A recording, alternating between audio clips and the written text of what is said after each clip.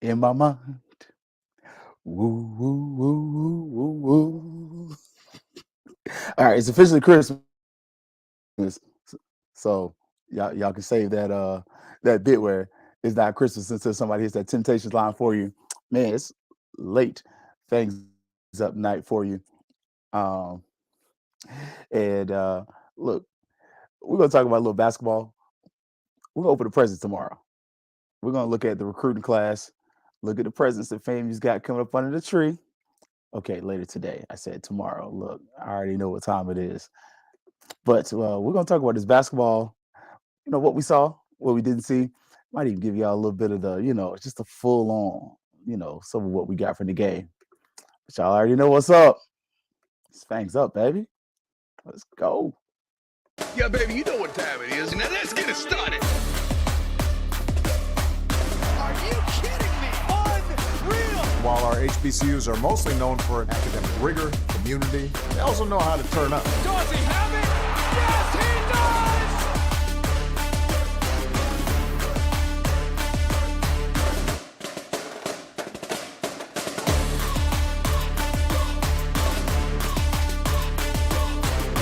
And that might be the knockout punch.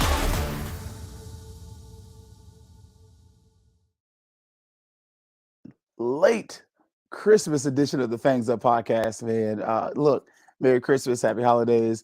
Um, I don't know what to tell y'all, man. It's been a pretty fun weekend so far already. And as y'all know, it's Christmas. So your schedule is never what it should be. But look, before we get started, big shout out to HBCU Digital Network. This is home to Herb Stewart and the Black Techies, also home to the Things Up podcast.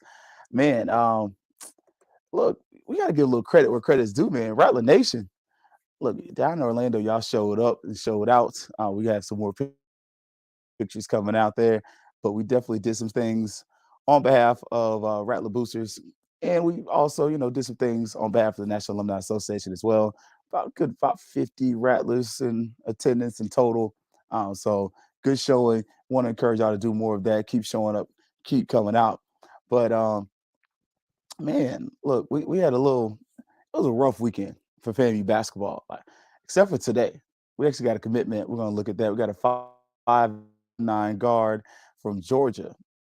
So, talk a little bit more about that. We unravel the gifts a little bit later in the day today, but want to make sure I owned up to my promise. I did say we do a late show today, and we're on location. We're in Tallahassee. So, I came to visit the family. So, we got to, we brought this from the friendly confines, but, we got a little extra something up here too. We try to treat y'all right.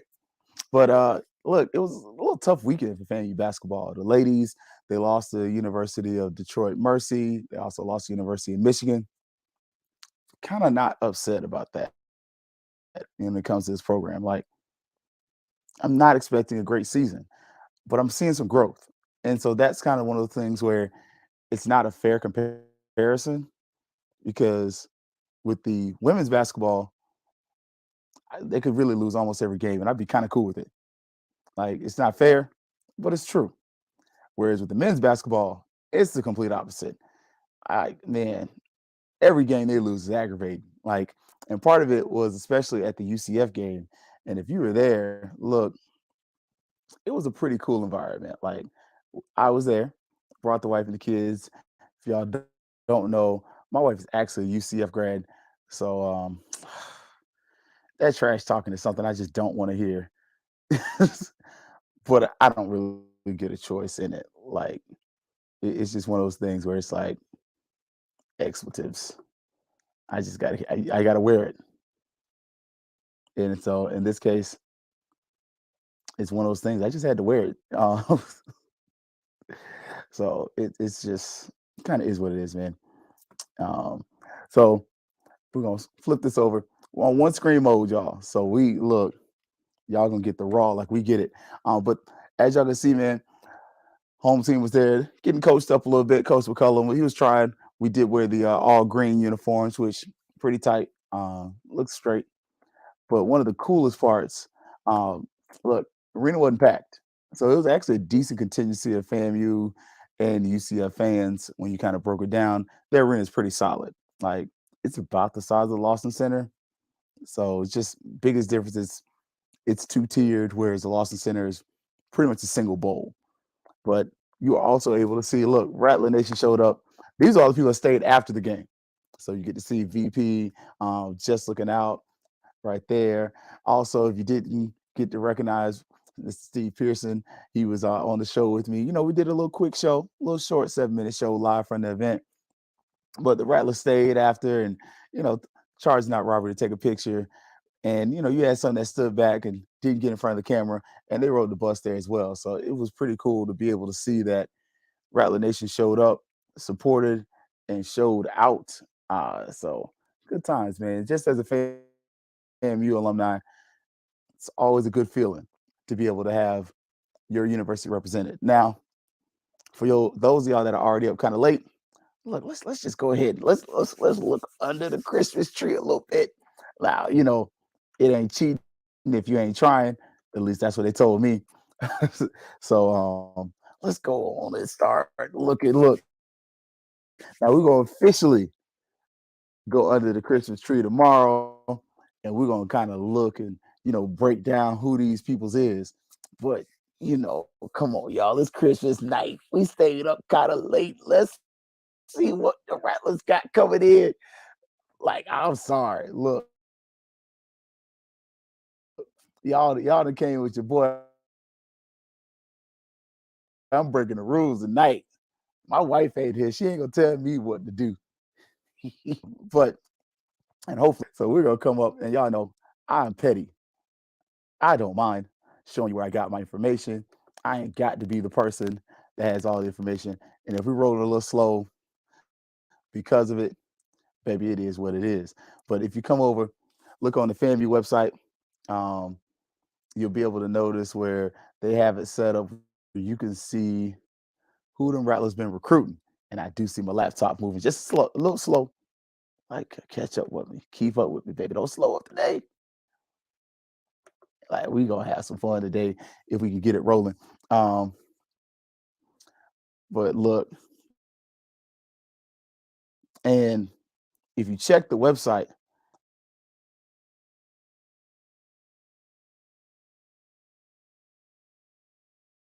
it's got y'all can see live. Like you see what I see.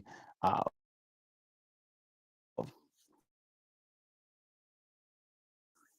so come on, fam.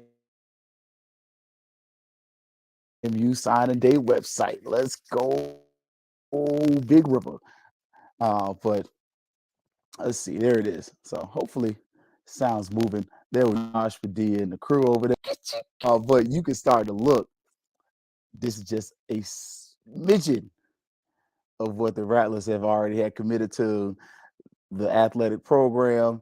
And oh, wait, there's more. Like we're gonna go break through and talk about every player individually tomorrow. I'm gonna go ahead and put it on the Google Sheets, Google Slides, so it moves a little bit faster. But you can start to see Jalen Neal, and if you come over here, look again. You can click on his name if you go on the website. You want to look. So this is your homework. If you're up late tonight, later in the day, we're gonna do a special Christmas edition. We show y'all all the presents that the Rattlers have coming in. Jalen Neal is an athlete though, like 5'10", 5'11" type cat. Plays both sides of the ball. When I'm looking at what FAMU's needs though, and the positions that we're looking to fill, and just looking at his build, I think he's a DB. Like it says athlete, but I'm thinking he's a DB. You do lose a couple DBs like this year. You lose some important DBs. And so it's one of the things and one of the positions that you're going to be looking to replace and refill and to be able to just get some guys back in here. Now, Davian Walker, look, Vanderbilt be good to me twice, please. Because I ain't gonna lie to y'all. Like, Moose was all right. Like, for all intents and purposes, Moose should have had a 3,000-yard season. Like, you say what you want to about the Moose. Sometimes I may say something about the Moose every once in a while too. If we catch some balls in the Southern game, not even if he plays the Lincoln game, Musa goes over 3,000 yards. I think we had 17 drops in that game. Like, I'm here for it. Davian Walker, receiver. Oh, I don't have my notes in front of me. I believe I compared him to men ago. So what we're gonna do is later on Christmas Day, we're gonna go through and look at each one of these players, height, weight, size. We're gonna give you some comparables and some measurables. We're gonna measure them to either a former FAMU player or a current FAMU player or somebody that you might be able to relate to. Like for instance, I give y'all an example. When we started talking Isaiah Land, I gave y'all an example of Telvin Smith. And then even when we were talking about Marquise Bell, I definitely said I think Bell is a tweener. He could play safety or linebacker. Now in the NFL, you see he's doing both. That dude had like a million tackles a day. It's like, go out and check his stat line. That brother's about to make himself some money. Jeremy Fiskin, offensive lineman. Marjorie Stern Douglas. If you're familiar with the name of the school, it's for a reason. I'm not going to tell you why. But offensive lineman, 6'2", about 295, 285 type cat. But a needed addition to that offensive line. I got his comparable for you. Again, we're gonna go over that tomorrow. Look, I'm telling you, we just doing it early. We're gonna just peek under the Christmas tree, see what the Rattlers got coming in. Montre Edwards, Colin College, defensive lineman. Look, just telling y'all, I ain't even gonna lie. I'm excited about this one. Like, I like to mix the JUCOs. Now, this one, y'all already know.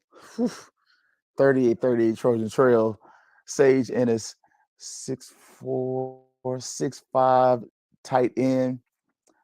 Look, I'm excited. That was probably my second or third favorite get that signed already. Now Daniel Richardson, 5'10", 205, reminds me of Leon Campbell. That's my comparable, measurable. It's interesting. We're gonna be interested to see what he looks like. Transfer from FAU. He had a really game against South Florida. But yeah, I feel for those of y'all that are frustrated with my Musa, you getting a lot of the same thing that you got out of Musa.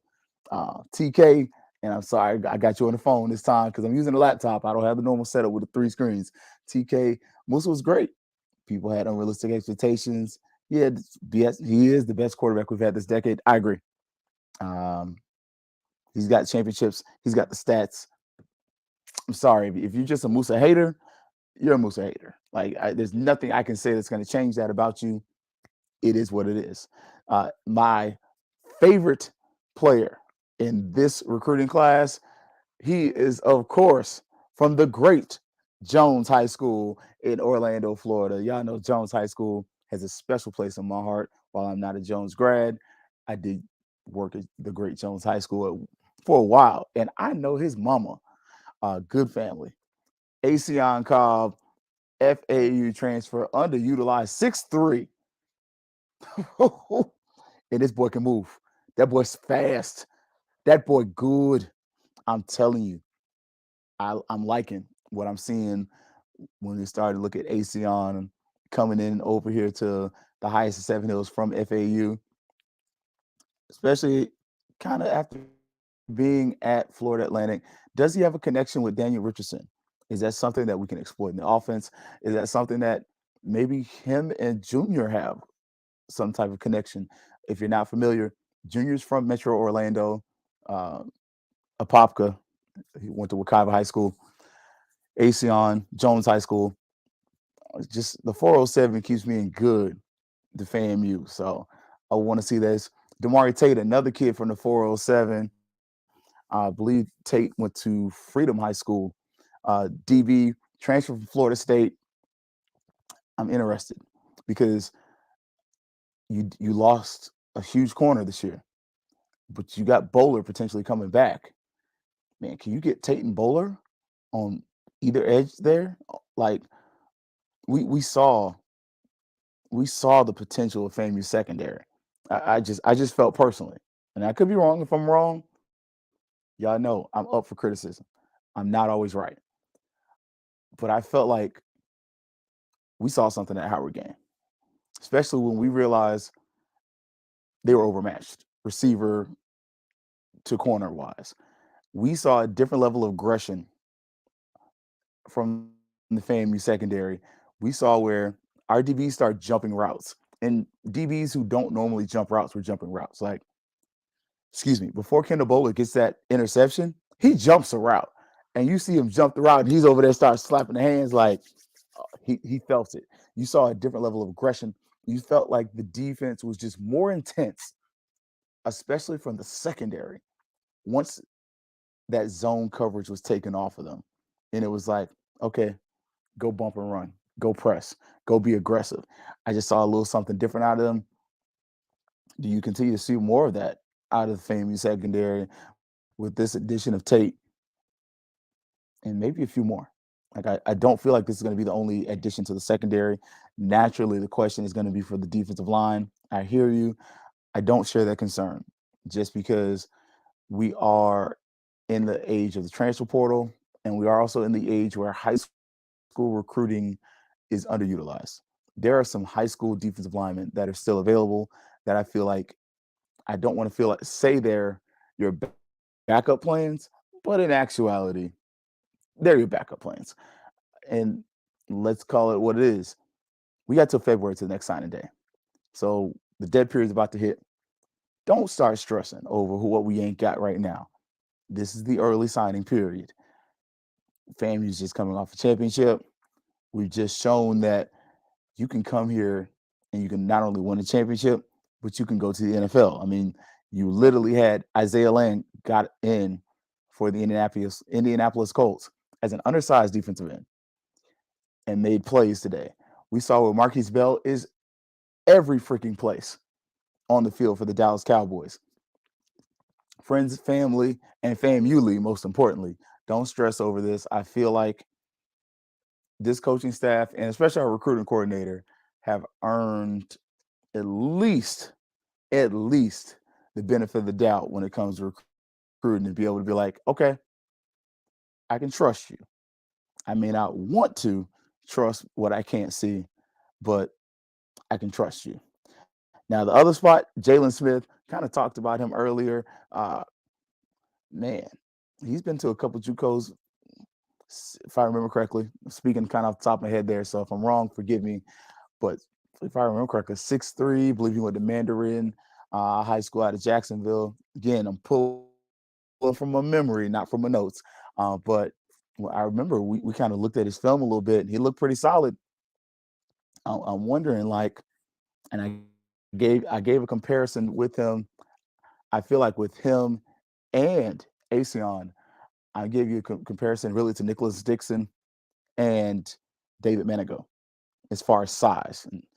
Now, hands-wise, when you hear Manigo, you may feel some type of way because, man, Manigo made some catches that made you be like, whoa. But then he had some other things that made you be like, ah.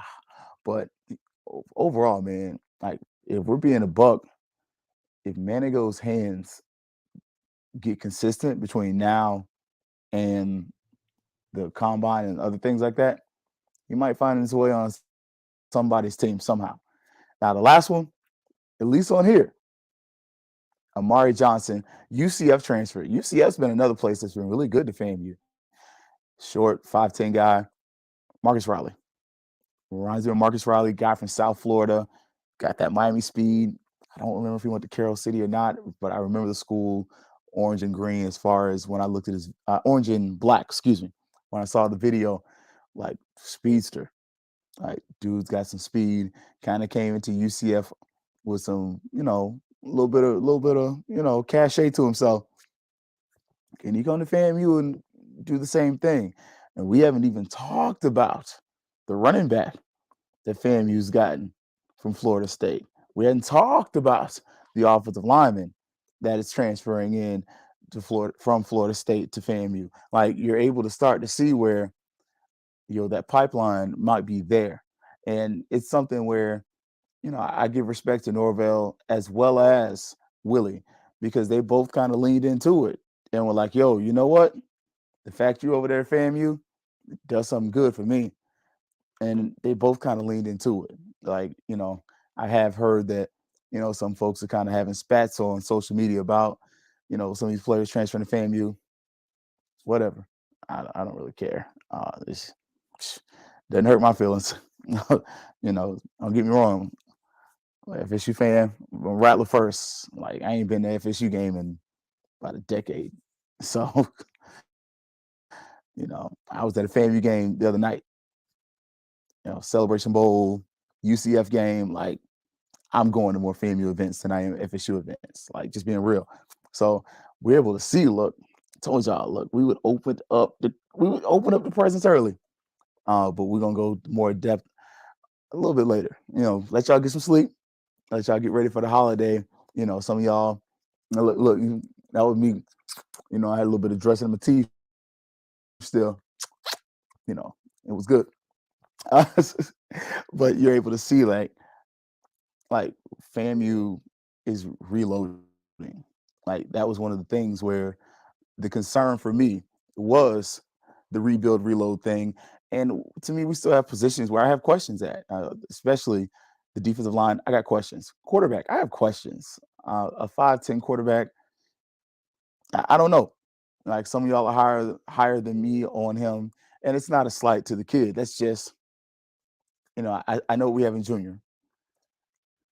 I know we have a junior. I know we have a Boney. So is this a guy that's going to compete for the starting position, or is this a guy that's going to start? And I think that's one of the things that you're definitely going to have to ask that question when you're looking at the position at quarterback. At running back, I mean, you kind of got what you got. Like, you got Yant. Yant's really there to replace Jennings, like, size-wise. The new running back you're getting from Florida State, Hill, he's really like a Kelvin Dean. Like, you start to look, he's like another Kelvin Dean size guy. Like, very similar builds. A little more of a bowling ball type guy. Then receiver wise, you start looking at receiver for receiver, and when we break it down, you're gonna notice body frame wise, you kind of replace what you had. And so it's like, oh yeah, we're going for bigger body receivers to a certain degree. To another degree, you're really replacing Manigo. You're replacing Dixon. You're getting bigger versions of K-Dot. Like, you're starting to really replace what you already had with guys that are similar frames. But then tight end wise, like, you got your tight end to come back. Like, he won, yeah, I'm entering the transfer portal. Then it was like, nah, I'm coming back. And then you added Sage Ennis. So that means you have two, like, ACC caliber, like Division One FBS, because they're all Division One if they're FAMU, but FBS level tight ends. Do you remember how FAMU's offense opened up once we started throwing to the tight end? Remember the Celebration Bowl and how that game changes once we started using the tight end. And we're not done yet. That's the scary part. Like, look for a couple more offensive linemen. Defensive line is going to be a position that is going to be something. Linebacker was deeper than I thought it was. Like, when I went back and looked, I was a little more comfortable with FAMU's linebacking core, than I thought it would be. So it's going to be really interesting.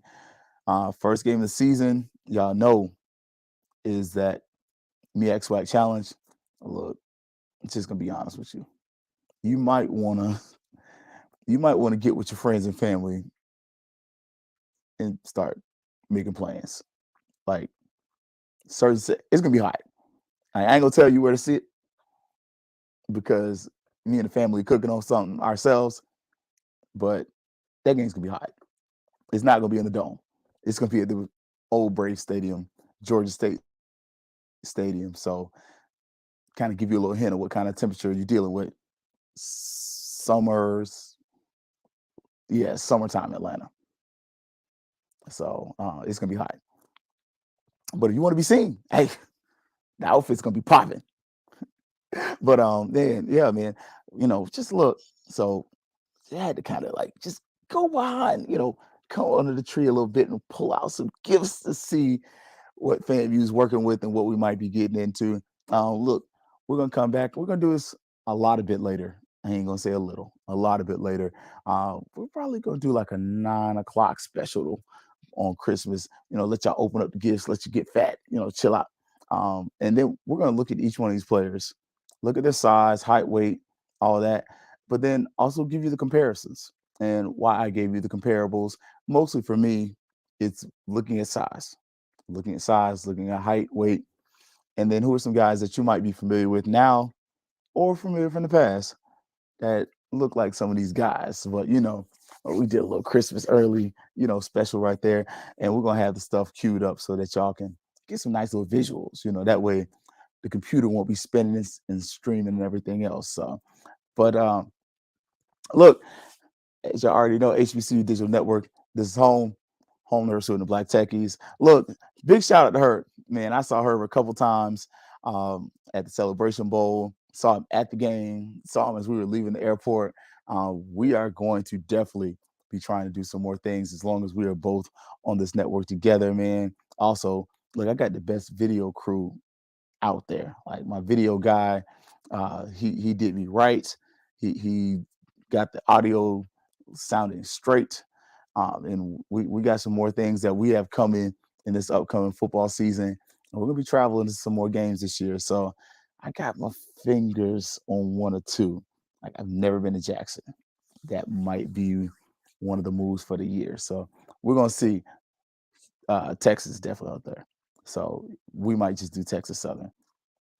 But then let's get up on out of here. Y'all got Christmas gifts to finish wrapping. So don't leave these babies out here. Make sure y'all take care of them. Get ready though, because we're gonna unwrap these gifts that are in the recruiting world. Talk about the kids that FAMU has that have signed and a few that have committed. And then look, if we get a few more to commit, before this dead period fully does what it does, we're gonna enjoy that. So, but look, it's another championship or bust season. So get ready, y'all. It's gonna be a fun ride. We're gonna see though. All right, y'all. I'm getting sleepy. I know you are too. But look, before we head out, again, big shout out to HBCU Digital Network. This home to Fangs Up podcast. And as always, y'all, it's gonna be Fangs Up. Yeah, baby, you know what time it is. Now let's get it started. Are you kidding me? Unreal! While our HBCUs are mostly known for academic rigor, community, they also know how to turn up. Does he have it?